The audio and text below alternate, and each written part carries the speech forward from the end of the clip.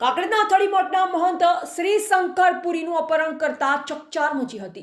કાકરેજના અથડી મઠના ગાદીપતિ જગદીશપુરી બાપુ બ્રહ્મલીન થતા નવા ગાદીપતિ બેસાડવાના મુદ્દે બે જૂથો વચ્ચે ચાલી રહેલો ગજગ્રાહ ચરમસીમાએ પહોંચ્યો હતો। એક તરફે થડી ગાદીપતિ તરીકે બેસાડેલા શંકરપુરી બાપુની જગ્યાએ બીજા દસનામ ગોસ્વામી સમાજના જૂથ દ્વારા કાર્તિકપુરી બાપુને ચાદર ઓઢાડી ગાદીપતિ તરીકે બેસાડવામાં આવ્યા।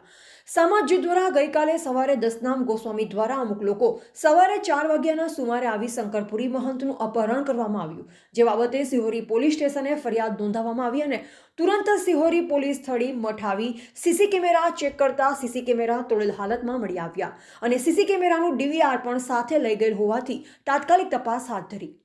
સિહોરી પોલીસ દ્વારા ગાદીપતિ શંકરપુરીને અપહરણકારોની ચુંગાલમાંથી છોડાવવા આવ્યા ત્યારે બંને સામસામે ફરિયાદ નોંધાવી, જ્યારે કાકરેજના થડી ગંગાપુરા મઠ ખાતે સુરક્ષાને ધ્યાનમાં રાખી જિલ્લા પોલીસ વડા દ્વારા મોટી પોલીસ કાફલો ખડકી દેવામાં આવ્યો છે।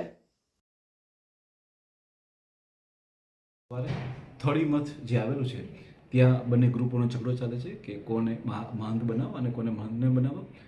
આ પ્રોસેસની અંતર્ગત આજે અમર ભારતી મહારાજ અને તેના ગ્રુપ દ્વારા વહેલી સવારે જે છે એ થડી મઠે જવામાં આવ્યું હતું અને ત્યાં જઈ અને જે મહંત જે બેસાડેલા હતા તેનું અપહરણ કરવામાં આવ્યું હતું।